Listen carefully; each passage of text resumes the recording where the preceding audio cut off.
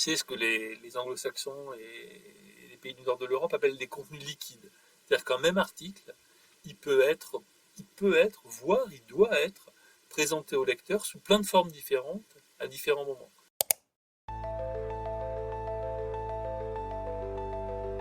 Bienvenue dans Deep Media, le podcast qui décrypte les médias à l'heure du numérique.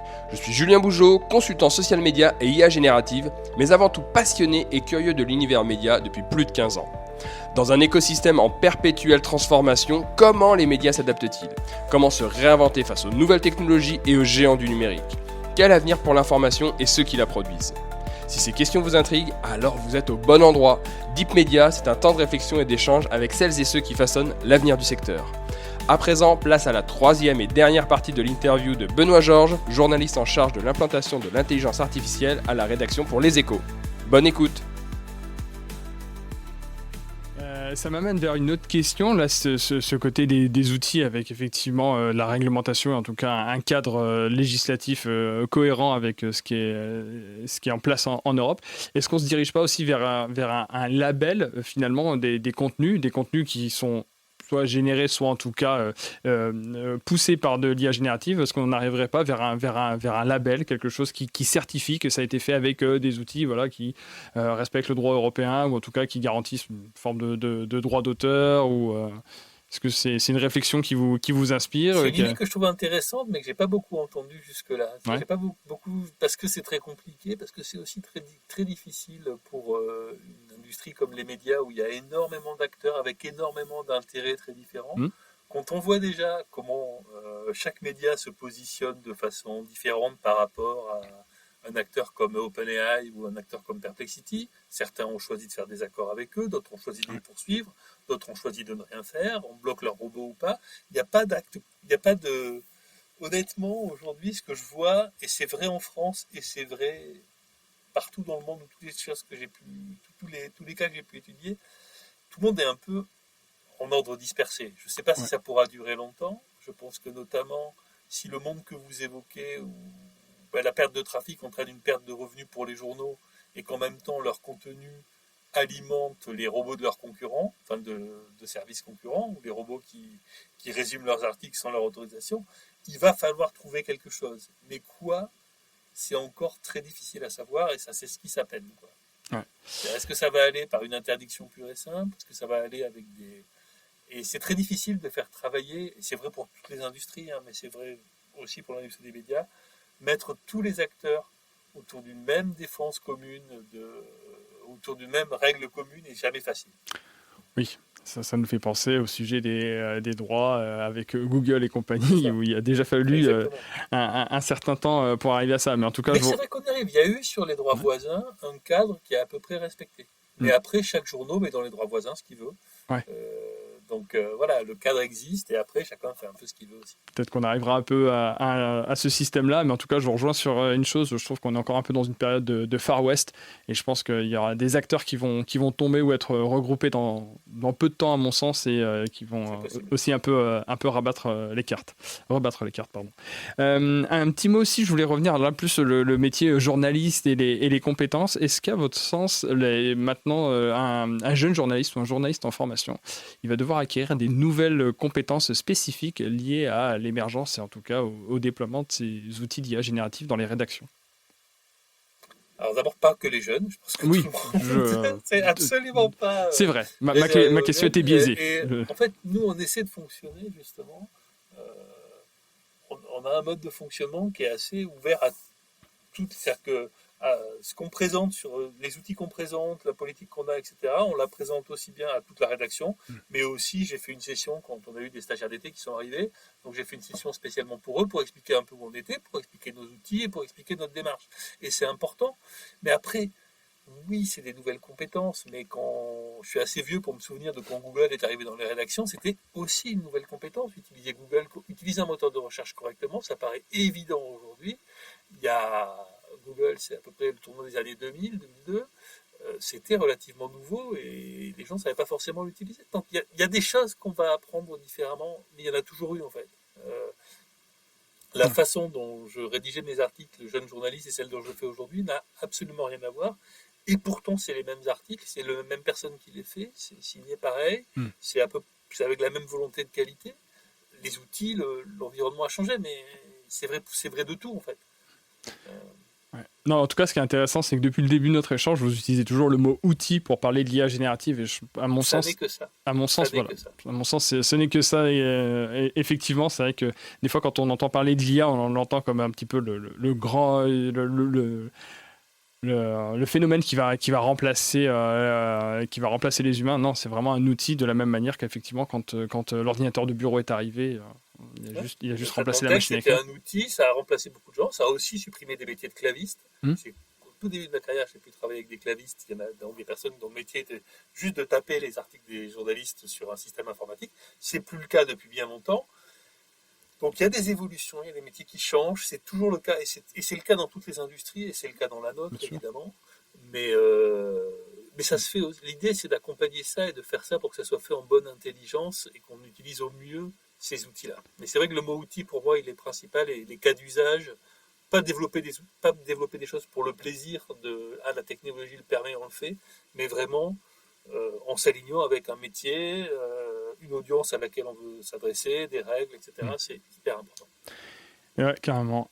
Sur ce sujet un petit peu de l'IA va faire tomber des métiers, etc. Donc vous, dans votre zone vraiment rédactionnelle, au sein de la rédaction, est-ce que vous avez déjà vu des métiers qui sont susceptibles de disparaître, qui ont déjà disparu, ou vous considérez que avec la forme de déploiement de l'IA que vous avez, ça va pérenniser, en tout cas ça va garantir à peu près tous les postes actuellement en place dans la rédaction?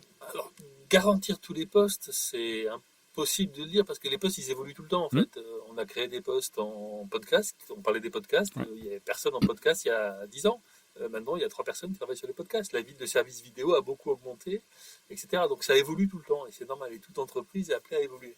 Après, par contre, on a écrit noir sur blanc, ça fait partie des valeurs qu'on a mis en place quand on a lancé ces chantiers d'IA à la rédaction.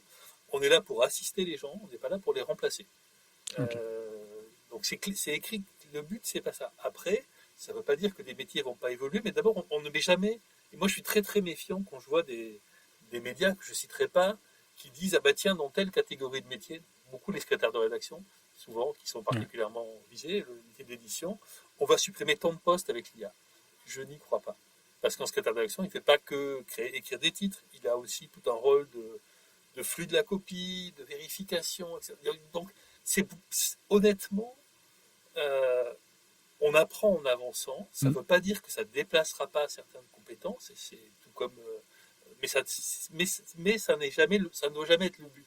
C'est on utilise, on implémente, et on voit comment nos métiers évoluent, et en fonction de ça, c'est très économique comme ça, mais on réalloue des ressources. On voit, écoute, le temps qu'on a dégagé là, il peut peut-être servir à augmenter tel service ou telle partie, ou changer nos offres.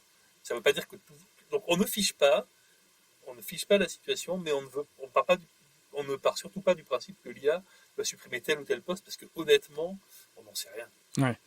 Et c'est marrant, ça me fait penser à une réflexion que j'ai vue dans une précédente interview avec Sandrine Roustan de la RTBF, où on avait parlé du mot de polycompétence, en se disant que le développement de l'IA générative allait amener à faire cette polycompétence, c'est-à-dire que effectivement le métier bien circonscrit, la fiche de poste bien circonscrite allait sans doute être amené à évoluer, c'est-à-dire qu'on n'allait pas forcément réduire les effectifs, mais en tout cas que chacun allait pouvoir s'emparer peut-être d'un spectre de missions un petit peu plus important, un peu plus diversifié, pas forcément plus important, mais plus diversifié. C'est déjà le cas. Aujourd'hui, les journalistes des Échos, ils ont l'habitude d'aller intervenir dans des podcasts, par exemple.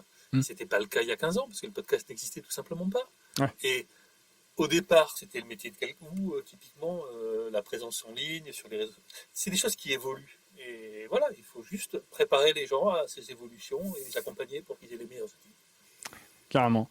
J'ai encore quelques petites questions. Une plus sur votre perception, parce qu'on est dans le domaine de la presse, on est soumis aux fausses informations, aux infox, aux fake news, on peut les appeler comme on veut, mais effectivement ça pullule avec une multiplication des contenus synthétiques en ligne. On voit que ça commence à devenir assez important. Et comment est-ce que vous jugez un petit peu le regard potentiellement du public? Est-ce que vous pensez que les lecteurs, le public, les citoyens commence à avoir le regard un peu aiguisé pour détecter un petit peu ces contenus manipulés. Je suis pas aussi aussi optimiste que vous. Je pense Ouais. que, de toute façon, je pense que, comment dire ça, là aussi, l'IA a un effet démultiplicateur sur la désinformation, permet de faire des faux qui semblent plus vrais que vrais, Ouais. mais dans beaucoup de cas, quand on voit comment certaines fausses informations circulent et comment elles sont tellement grossières et tellement mal présentées et les gens les croient quand même, Oui. que bon, comment dire, euh, je lis beaucoup un site américain qui s'appelle NewsGuard, qui est spécialisé dans la vérification d'infos, et ce matin, il donnait l'exemple d'une entreprise américaine que je connais bien, Cracker Barrel, dont les magas se sont emparés de leur changement de logo pour dire qu'ils étaient anti-américains et ont inventé des citations, mais les gens l'ont cru et l'ont partagé, alors qu'on voit très bien que c'est même pas truqué par l'IA, c'est juste on balance une fausse information et les gens la prennent. Donc voilà, l'IA va accentuer ça et c'est grave et il faut y faire attention. Après, est-ce que les gens y sont attentifs? Je pense qu'on est tous crédules à certains moments, on a tous des biais de confirmation, on est tous faibles par rapport à ça, y compris les journalistes, parfois, qui reprennent une information sans être sûrs. Et donc, je ne sais pas si les gens savent qu'on peut mentir, mais c'est très difficile de changer les habitudes et de lutter contre ces éléments-là. À moins de lutter par des faits pied à pied, mais c'est pas évident. C'est peut-être là où c'est aussi intéressant. Tout à l'heure, on parlait de la volonté aussi de ramener les gens sur le site, sur l'application, etc. Sur un lieu, finalement, une safe place, je vais me permettre cet anglicisme, un endroit un petit peu sécurisé où on sait que quand on est dans l'écosystème des échos, pour le coup, on a de l'information où, voilà. La vision optimiste, c'est de dire, ces contenus médiocres, moyennisés dont on parlait, donc toujours un peu les mêmes qu'on va trouver partout, ils peuvent paradoxalement renforcer un journalisme de qualité. C'est ça. Mais avec quand même la question derrière, et qui est importante pour la démocratie, c'est qui pourra se l'offrir, qui pourra se payer cette qualité, et donc est-ce qu'on ne va pas aller vers ce qui est déjà un peu le cas, vers une information à deux vitesses, du gratuit qui est soumis à telle ou telle influence ou à telle ou telle ingérence politique, etc., et du payant qui va donner plus de garanties de traçabilité de l'information, de vérité, d'objectivité, si tant est que l'objectivité existe vraiment. Voilà, c'est une question qui dépasse le cadre de notre discussion, mais oui, qu'il faut se poser. Oui, carrément, non, c'est une réflexion à avoir. Petite dernière partie un peu plus prospective, etc., influence et inspiration. Vous qui avez été et qui êtes toujours bien connecté à ce qui se fait à l'étranger, qu'est-ce que vous voyez comme évolution, en tout cas, qu'est-ce que vous ressentez comme signaux faibles pour les mois et les années à venir dans cette intégration, ce développement de tous ces outils numériques et de l'IA générative notamment dans le domaine de la presse et des médias? Est-ce qu'il y a des tendances de fond que vous détectez? La grosse tendance dont on a parlé, c'est effectivement les moteurs de réponse, donc les outils comme Perplexity, etc. Et comment un modèle économique viable avec ces outils-là. D'accord. Ça, c'est le gros chantier sur lequel tout le monde s'interroge. Certains, typiquement, est-ce que pour un journal comme Les Échos, il faut faire un moteur de réponse, passer par un Perplexity en lui donnant en contrepartie accès à nos contenus pour qu'il les mette en ligne, ce qu'a fait Le Monde, et c'est son choix, et je ne vais absolument pas le critiquer, je peux le comprendre par certains aspects. Ou au contraire, est-ce qu'il faut protéger absolument nos contenus et réserver les résumés faits de nos articles à des environnements qu'on contrôle, dont on contrôle la qualité, quitte à ce que ça nous coûte de l'argent au lieu de nous en rapporter, parce qu'au final, on pense que notre modèle étant l'abonnement, c'est plus important. Je n'ai pas forcément la réponse. C'est le grand enjeu aujourd'hui des médias. Comment on va se positionner par rapport à ces moteurs d'IA, je pense, parce qu'ils vont représenter une part importante du trafic ou de la façon dont les gens s'informent, donc comment on évolue dans ce métier-là. Et derrière, il y a une autre question qui est intéressante, je trouve, même si elle est un peu plus prospective, c'est ce que les anglo-saxons et les pays du nord de l'Europe appellent des contenus liquides. C'est-à-dire qu'un même article, il peut être, voire il doit être présenté au lecteur sous plein de formes différentes à différents moments. C'est-à-dire sous forme de bref, sous forme de post LinkedIn, sous forme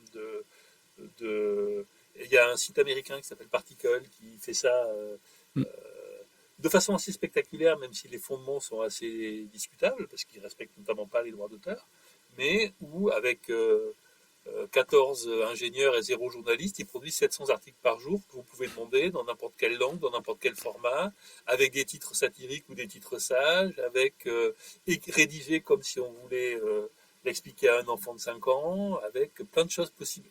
C'est quelque chose qui va arriver. Comment nous, typiquement, on va... Mais à la base, il y a toujours une recherche d'information et un article qui est rédigé. Mais comment on va l'adapter et jusqu'où il faut l'adapter aux demandes des lecteurs? C'est une question qui va se poser. C'est-à-dire que l'objet monolithique de l'article que j'ai écrit, qui ne change pas, qui est publié, imprimé tel quel, et quand c'est gravé, il n'existera plus, sans doute, ou il existera dans certains cas, mais du coup, jusqu'où on peut le faire sans que ça change le contenu, sans que ça touche à l'intégrité du journaliste qui l'a écrit, sans que ça vienne contredire ou c'est un problème aux sources que l'on a. C'est des questions qu'il va falloir se poser. Ouais, c'est ça, ça amène les questions du journalisme un peu algorithmique, se dire est-ce qu'on va pas produire finalement par rapport à anticiper la demande du lecteur et plus forcément aller défricher des sujets dont il n'a pas conscience. Oui, c'est aussi une question. Ouais, on est un petit peu dans ces enjeux-là. Pour terminer, juste, allez, on se met dans 5 ans. La rédaction des Échos, dans 5 ans, elle ressemble à quoi? Ou en tout cas, comment est-ce qu'elle a évolué par rapport à tout ce qu'on s'est dit pendant cet échange? Je pense que tout le monde utilise l'IA tous les jours de différentes façons et sans s'en rendre compte. D'accord. Sans s'en rendre compte et sans que ça pose... Comme un outil, en fait. Voilà. C'est un outil, c'est répandu. Ça ne changera pas forcément, surtout sur une taille de 5 ans, ça ne changera pas les grands équilibres entre services, etc. Je pense que ça sera juste les gens l'utiliseront plus aussi pour préparer leur reportage, parce que c'est aussi un outil, on l'a pas exploré, on parlait beaucoup d'édition, mais c'est aussi un outil d'investigation, si on sait bien l'utiliser, qui peut être très très intéressant, qui peut accélérer et augmenter, entre guillemets, les capacités d'un journaliste à traiter un sujet. C'est vrai. Donc voilà, c'est ce genre de choses. Donc je pense que c'est comme l'informatique ou Internet sont devenus normaux. C'est business as usual, en fait. Pour moi, on va aller vers ça. L'IA sera business as usual et on se rendra plus vraiment compte. Il faudra continuer à expliquer ce qu'on fait avec, il faudra être transparent, il faudra respecter toutes les règles qu'on a évoquées lors de cet entretien, mais ça sera plus un truc si dingue. Il y avait quelqu'un qui m'avait dit une fois, quand j'interrogeais beaucoup de chercheurs en intelligence artificielle, qui disait l'intelligence artificielle, c'est le terme qui désigne tout ce qu'on n'arrive pas encore à faire en informatique. Une fois qu'on sait le faire, on dit c'est de l'informatique. Et ben peut-être qu'on va aller vers ça aussi. Peut-être qu'à un moment, on va se dire, ben voilà, c'est juste un outil qui m'aide à faire un titre, et puis c'est de l'informatique. Et ça sera peut-être surtout un outil qu'on ne nommera plus, finalement. Voilà. On ne dira plus qu'on utilise de l'IA générative. Mon poste disparaîtra parce que tout le monde l'utilisera et ce sera très bien comme ça. Voilà. C'est qu'à ce moment-là, on sera passé dans une autre dimension. Est-ce que vous avez un dernier mot? Est-ce qu'il y a un sujet en particulier où vous dites tiens, c'est dommage, celui-ci, on ne l'a pas forcément évoqué? Je pense qu'on a à peu près tout évoqué. C'était très très intéressant. Merci en tout cas pour vos réponses extrêmement complètes. C'était un vrai plaisir d'échanger. Et puis c'est super de voir un petit peu comment est-ce que c'est implémenté dans une rédaction, dans un journal comme Les Échos. Et merci d'avoir un peu ouvert les coulisses et tout le déploiement, tout ça. Et en tout cas, on continuera de regarder d'écouter, de lire avec intérêt tout ce qui peut être fait du côté des Échos au niveau de l'IA et tout le reste. Merci beaucoup. C'est la fin de la 3e et dernière partie de cette interview de Deep Media avec Benoît Georges, journaliste en charge de l'implantation de l'intelligence artificielle à la rédaction pour Les Échos. Je vous donne rendez-vous prochainement pour de nouvelles interviews avec celles et ceux qui façonnent l'avenir des médias à l'heure du numérique. En attendant, pour ne manquer aucun des prochains épisodes, abonnez-vous à ce podcast et mettez les étoiles et commentaires adéquats. Deep Media est un podcast autoproduit par Follow Me Conseil, agence de formation et conseil stratégique spécialisée en IA générative et social media. À très bientôt.